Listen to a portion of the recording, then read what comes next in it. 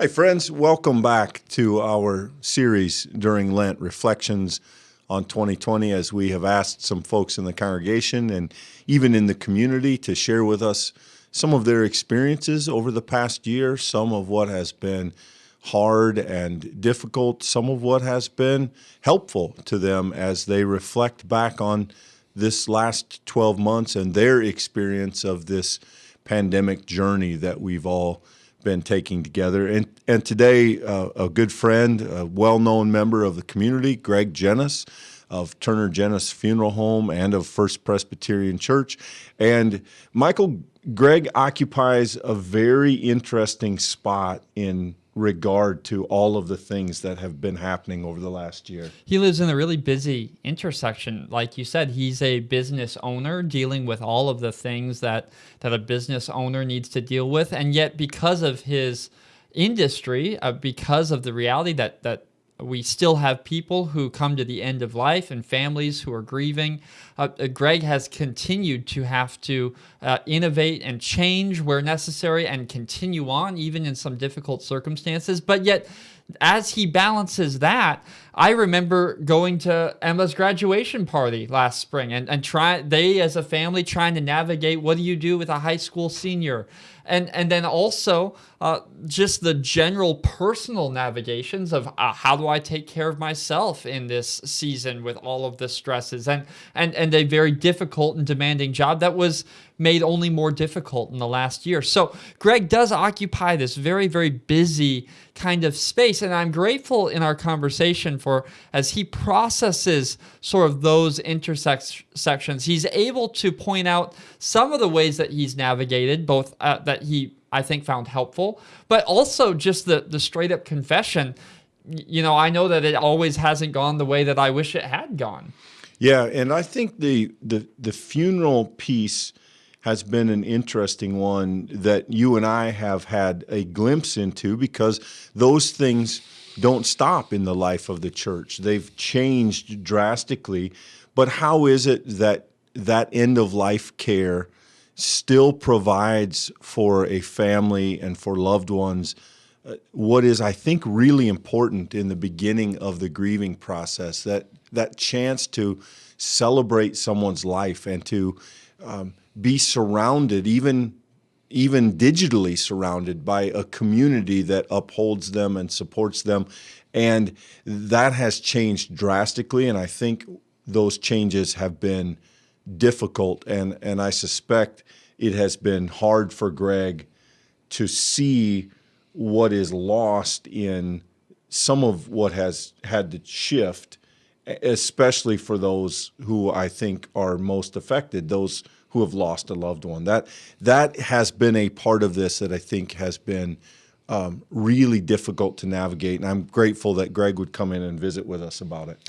As I've reflected on this interview and had an opportunity now to engage with it for a little bit, I've been reflecting on some of the themes that come out of it, and I guess I may just sort of offer to you as you come into this interview one theme you may want to track, because I think it's interwoven in the entire conversation, is this tension between the timeless and the now. And let me explain what I mean by that. Greg says and reflects on in a number of moments how death and the reality of that separation is as old as time is. And humans have dealt with grief, and we have ways of coming together in community. We have reasons for why we do the things that we do. It helps us to honor, to remember, to move on in a kind of respectful, honoring love. And what you find is that timelessness coming up headlong against this very present moment in which all of these changes and these expectations, the medical stuff that Greg had to rise to, the different sort of restrictions that kept things from being the way that they had been. All of this has a way of counteracting in some places and simply just in some other cases transforming and changing some of these other timeless practices. And Greg lived and lives in a very interesting place of trying to help families navigate that interesting tension. And he speaks to how that is as unique as every person, as unique as every family that he serves. And so as you listen, I wonder if you will see that same kind of theme written within. And there's a question in there for us. What is the timeless in our own lives that has been met by change, by unexpected change? In some cases, we might even confess unwelcomed change. And I think Greg may help us into that own sort of self-awareness and that own conversation. Yeah, we appreciate Greg's perspective, appreciate Greg and what he does, not only in the church, but in the broader community and how he helps people. Grateful for his time and his reflections, and hope that you all find something in them that's meaningful for you. Thanks for listening.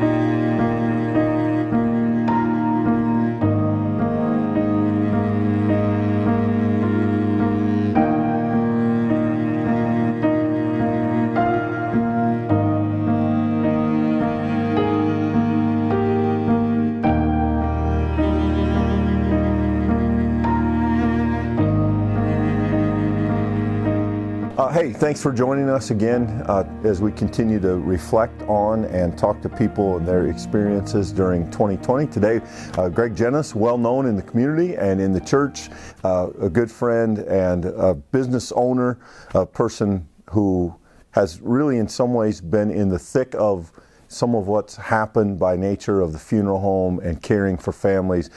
Greg, appreciate you joining us today. To start with, maybe just give us an overview. Obviously, the funeral home, the process of dealing with families. Initially, if you can think back to when everything kind of shut down, you know, you're not in a business that can do that. You can't just put what you do on hold. So initially, what changed and how did you navigate those first months or so of everything being different? Yeah, so kind of going back to the very beginning, it changed so fast, right, and it's so immediate. And so we had some funerals scheduled for after kind of the shutdown kind of started. We had to change how that looked like. I just remember just the unknown of everything. I probably, like a lot of people, were going around with my disinfectant, spraying everything down, and this boogeyman of a virus is just around the corner ready to get you. So on the personal side at the business, I was spraying everything down. Just really not sure. I don't think anyone really understood what coronavirus was at the time, as much as they do now. But yeah, so we had to change the immediate services that we had. We had to just limit them to immediate family. At one point, there was a limitation of 15 people in the building, or during the service, or 10, or something of that nature. And I had a hard time with that, because I just came from the house, and there was 25 people there, all the grandkids, and they were all hanging out with Grandpa, and so I really didn't follow that very well. I just did. I made sure that they were immediate family. I limited it to immediate family, but we had to do some things different, and Michael was involved and helped me get set up with live streaming and some different technology things that we that we implemented. Yeah, initially, lots of those gaps get filled in with technology. Were any of those things you were already doing? Was that just completely starting from ground zero on that stuff, or what did that look like? Yeah, well, I had a video camera, and that was about it. Yeah. And so, yeah, it was brand new. Heard of live streaming funerals, just had no interest, had no need for it. Probably that's more need. I didn't have any need for that at the point. So yeah, we tended, I think, at that moment really to think of all those things as basically physical. I think of funerals here where we may have run a copy of it on DVD for an aunt or an uncle or somebody who couldn't be there, but generally you always thought of those as kind of in-person events. So what would you say changed? Was there anything that changed in the content or the style as those services got smaller? Did you see more cremations where they said we'll do a service later, or did you see people maybe the idea of putting off the service till some point in the future where they could get back together again? Yeah, we've seen the whole gamut. Yeah, we've seen the whole gamut. People not doing services and waiting till this past summer, and then when the time comes, there's been enough time that's kind of taken the immediacy of the need to have a service. Yeah, the immediate emotional need to have a service to kind of get through the immediate grief, to be able to have your grief shared and with the community. Those started with good intentions, but it got to the point in some instances in the summer where, well, it's been 4 months and it didn't necessarily occur. Yeah. But we've seen the whole gamut. I'm not sure if the cremation has increased. I think the value of the funeral itself, the need to have something, I think that kind of may have reignited with some people, if that makes sense. Yeah, well, there's such a sense of closure in that, and in some ways, that's kind of the doorway to the finality of saying goodbye, and then the entrance to the process of getting into that new normal or living into that new reality. And I can imagine without that funnel, it changes that for people. Sure. Yeah. Yeah, and I imagine that a family that did decide we're going to do it later, and then maybe circumstances changed or whatever, that there would be a new kind of grief, maybe even in that, a kind of regret that we didn't do the thing that we said we were going to do 4 months ago. I wonder, you work so closely with families, especially in that sort of crisis moment. Have you seen our family struggles the same as before COVID, or have they changed in some substantial way? Have you had to sort of address families differently in this time? Yeah, Michael, what comes to mind is some regret from families that I'm thinking of a couple specific instances where the wife could not take care of the husband anymore. He was a larger man. He kept falling down. She couldn't care for him, and this was out of state, and she had to get some kind of reprieve. She had to get some kind of help, and so for a short time, she wanted to bring him to a care facility, to a rehab facility, and it was there where he contracted COVID. He was not very healthy and ultimately died from complications of COVID, and she took that all on herself. Because she promised him that it was just going to be for a short time, and she'd bring him home, and she really took that upon herself, the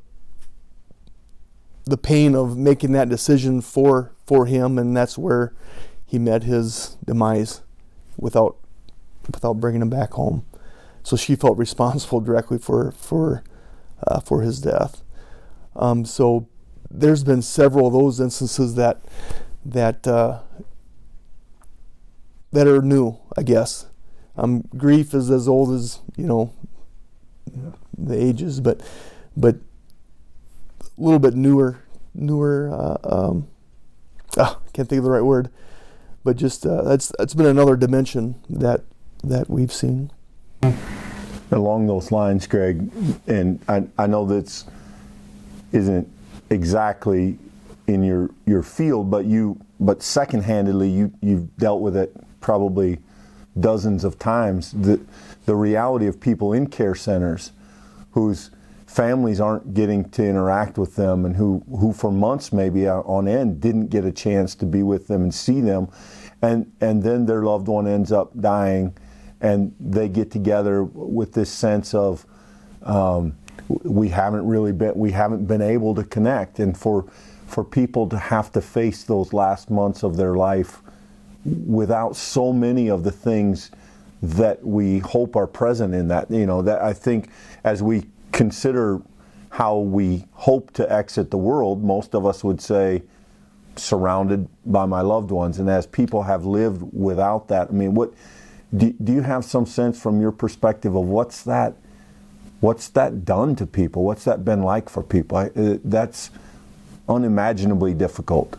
Yeah, I would agree. Early on, there was a gentleman who passed away in a care facility. They were on lockdown, and he had some dementia, and his wife came every day up to that point, and after some time of his wife not being there, he was talking to her on the phone, and after 66 years of marriage, was asking his wife if they were getting a divorce because he hasn't seen her for so long.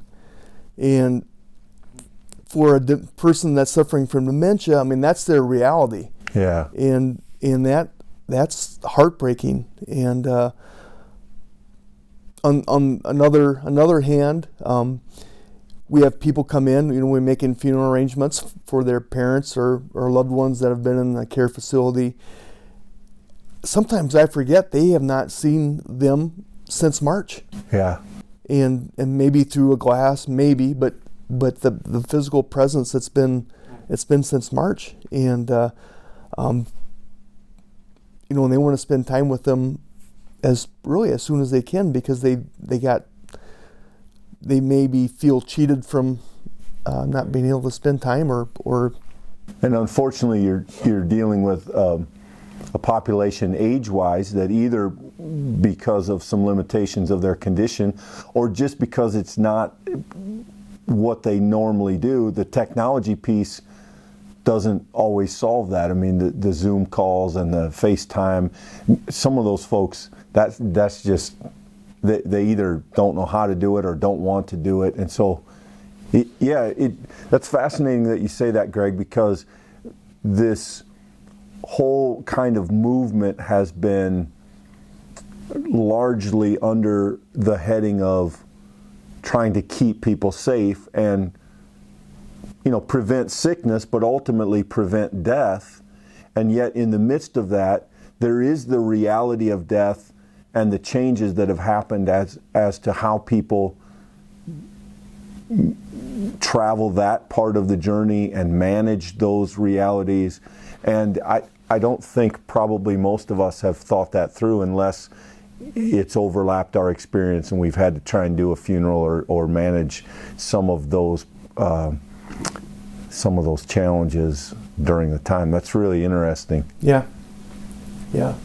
From an organizational standpoint, in terms of the big picture of your industry, obviously most funeral homes in the same boat around the same time.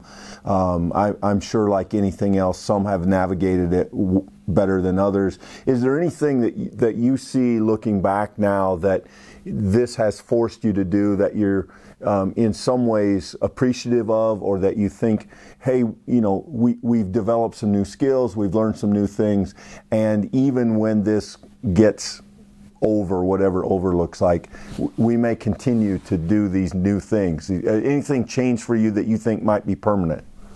Yeah, I think I mentioned some of the technology pieces, and there are certainly some other pieces that we need to get better at and improve on. But I think that's something that will be able to increase our services to people that are not able to make it. And has that made it easier? Things like that initial meeting with the family, if for instance they're not able to get in town right away, I would think something like Zoom or a FaceTime conference call allows you to maybe do less waiting on the planning, some of that? Or Yeah, that's funny you mention it. Every a month I get a notification of Zoom and my monthly payment, because that's one thing I did do early.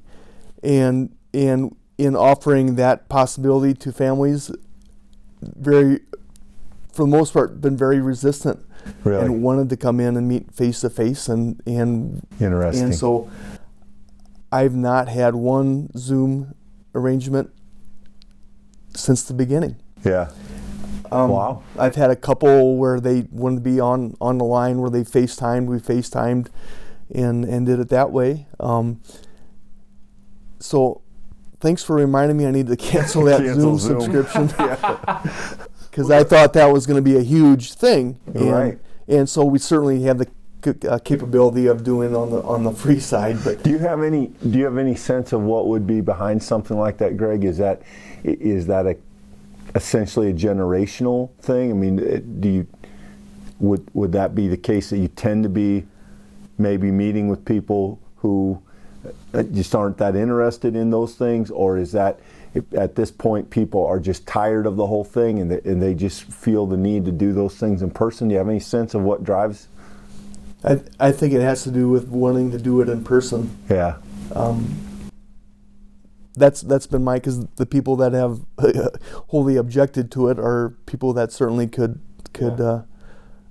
hop on a Zoom call very easily. Yeah. Maybe it's Zoom fatigue. Maybe it's. And maybe just the idea, and I don't know if this is particularly Midwestern, but just that some things are important enough that they should be done face to face. I can see that being true. But you live in an interesting space in that it would be virtually impossible for you to say, I deal with this segment of the population or this. So you've had to have people all the way from terrified of COVID to don't care about COVID at all. Yeah. And that whole range, I mean, you can't draw a circle around your group. You deal with everybody and everything. And so, that's fascinating that hasn't been utilized. Yeah.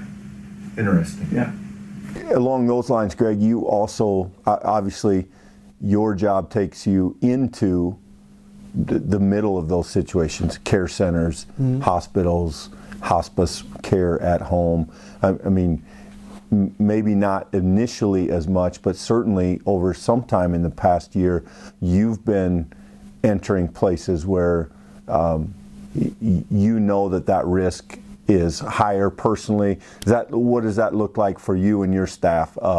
The masking, and has it changed anything in regard to that part of the process? Yeah, it probably made us more aware. I mean, we have a certain protocol we're supposed to do at every in situations of death. We're supposed to universal precautions. Just assume that everyone that you come in contact with is a potential spreader or a potential virus or something of that nature. Yeah.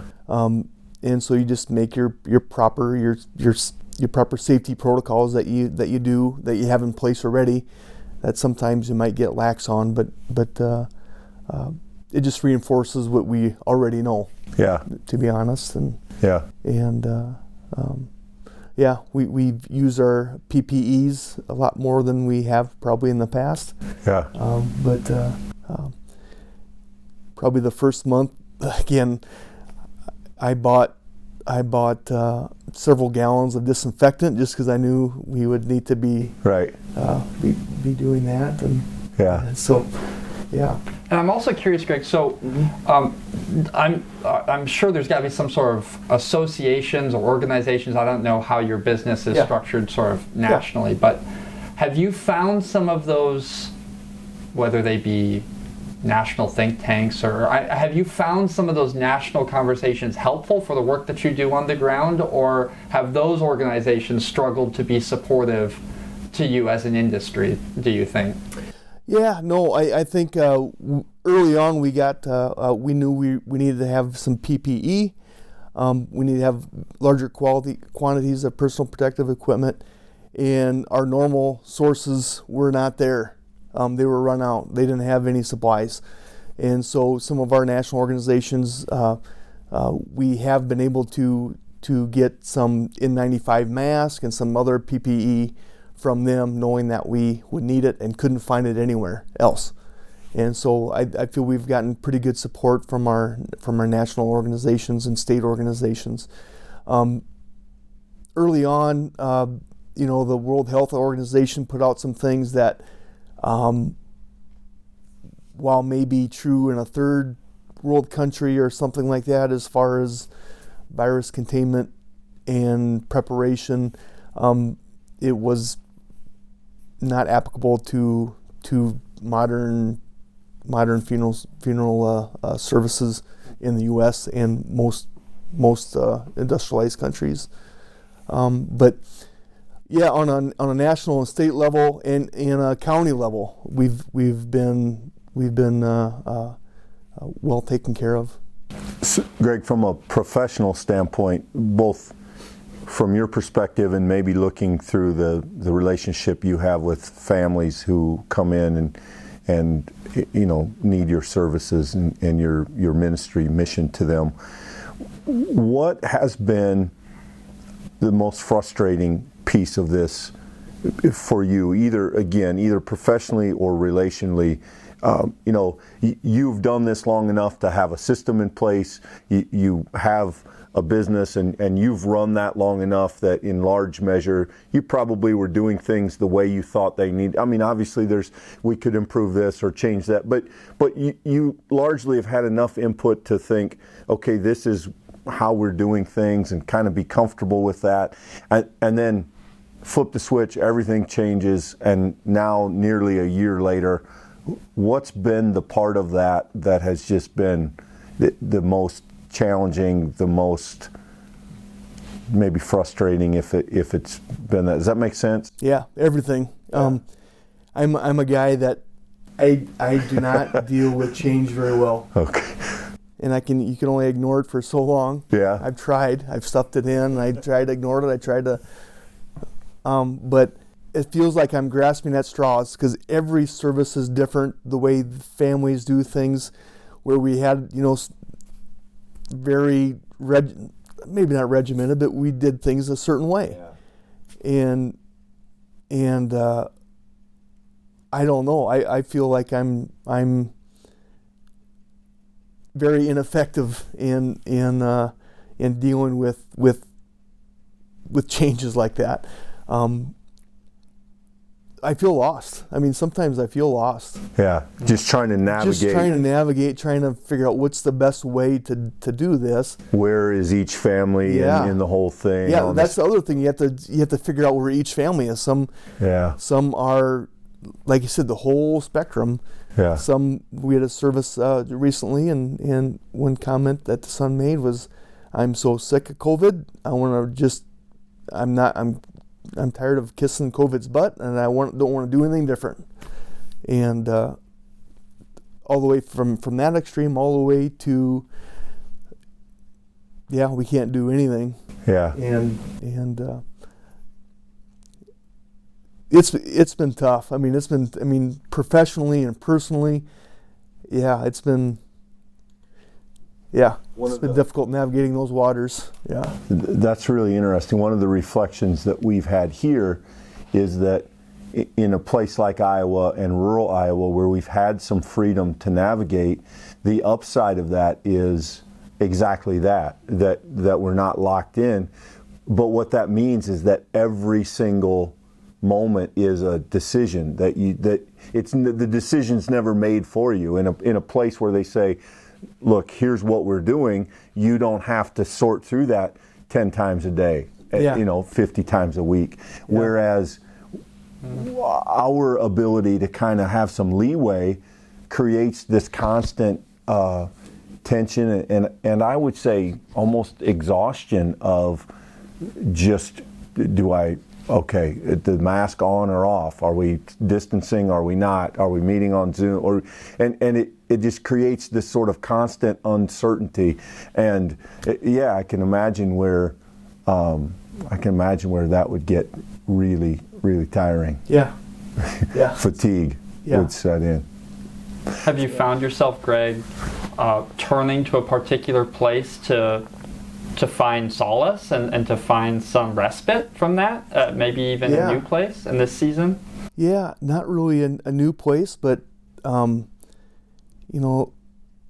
a 9 for the Enneagram, and it's not necessarily healthy. It's not healthy. Just to try to block everything out, I think I go to YouTube, binge watch YouTube things, and the most frustrating thing is, I think, for me is, I know the path. I know where I need to be healthy, and I find myself kind of,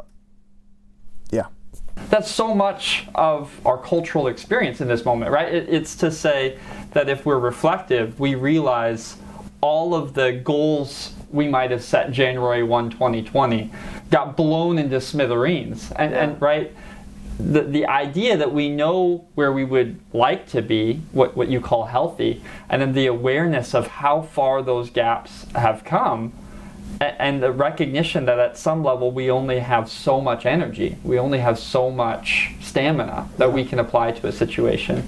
And even just the awareness of, man, another YouTube video is itself tiring. And I wonder if that's not a reflection that a lot of us share. Yeah. I think part of the other reality of that is that at a time that has created for most of us a lot of stress, it's also taken some of our coping mechanisms. Hey, should we go out to eat tonight and not think about dinner? Or, hey, let's hit a movie and put the brain on standby for a couple hours. Or let's plan a trip. Let's go to Sioux Falls this weekend. Let's go golfing. Whatever it is that we have used to manage some of those things personally, some of those things have not been accessible to us as well. So it seems like a kind of a 1-2 punch in that for a lot of people. And there's just nothing, there's nothing easy about that. Yeah. That's right. really interesting, Greg. I think a lot of people would resonate with that experience. Yeah. I'm curious, Greg, you're sort of positioned in this interesting place because you deal professionally with people who are at the end of life. Mm-hmm. A lot of those, I would think, statistically are older, if you were going to put that on a graph, and yet your family is full of young adults. Mm-hmm. And the science, the medical conversation is the older population is at risk and the younger population less at risk. And I'm wondering, when you live at that intersection, what has that been like for you? To see your kids lose some things that you would have hoped for them, to see real pain and need on the other side. What has that experience been like? Yeah. So like Clint had a senior last year, and you kind of think of the senior year and their different milestones and the things that they kind of missed out on a little bit, and I think they are able to cope with that a lot better. I think kids are more resilient. I think younger people are probably more resilient than some of us older folks projecting on them. When you see, if I want to understand your question a little bit better, so are you like talking about, you see the younger groups maybe not taking the threat of COVID as serious as the older generation, or? I think, Greg, you are positioned sort of in the middle of that spectrum of something that for a group of people is perhaps not as concerning and as serious, and uniquely situated as a parent to see what that has cost some of them, what this period has done to them. On the other hand, you're going and collecting bodies of people who have died of COVID, and you're meeting with families. And most of us have the sort of leeway to live on one side of that imaginary line, and you have a foot on both sides of that fence, and I think that is an interesting place to occupy. Yeah. I maybe look at it a little bit differently, and I think I have my professional life in a bubble over here. Yeah. My personal life in a bubble over here. That may not be a very good answer. So you can jump back and forth pretty easy. You can go do the COVID funeral, everybody wear masks, and then go home and kids' friends are over, and that hasn't created Absolutely. for you a kind of there's no whiplash in that for you. There hasn't been. Yeah, no, that's probably good. That's probably some level of anxiety that you wouldn't need to add to the mix. Yeah. Right. So then, just you've touched on some of this, Greg, but just as from a personal experience, and we've done a little bit of review, but coming out of this, is there anything? I think one of the things COVID has done for us as we've kind of sat home and as we've been a little distant from each other and done some of those things, is maybe we realized that there were things we took for granted. Obviously, there are things we missed that we maybe didn't appreciate as much at the time. Are there things going forward for you, in the hope that as we come into the next couple of months, things begin to move back in the other direction, the pendulum begins to swing back? What does it look like for you? Is there anything that you personally take out of this and sort of commit to be more aware of or intentional about? Is there just anything that you're bringing out of this saying, I hope to make this positive in this regard? Does that make sense? Yeah. So I think the first thing that came to mind was just how important community is, and how important touch is, how important shaking hands or having a shoulder hug or something. That's really it's really important. I'm not probably the huggiest type, but I do like shaking hands, and I like having that connection with people. There's this ad campaign that Iowa had several years ago, and it was "Don't almost do it, do it." And so several times throughout the day, I'm thinking of different people I should be calling and just saying, "Hey, how are you? I know you've been kind of isolated," and that's something that we can do now. But as far as just the idea of strengthening the community through touch and through physical presence, I think that's important. And I hope to do a better job of that, I guess, coming out of this. Yeah, that's well said. Mm-hmm. That's well said. Well, Greg, I want to appreciate you and your time. Thank you for letting us kind of look through your perspective a little bit. I think that you are both personally and professionally in an interesting place to think through some of this experience, because on one hand we've all lived with some similar things, and then on the other hand everybody has a unique vantage point, and so thanks for looking from your perspective with us. We appreciate it. Yeah, my pleasure.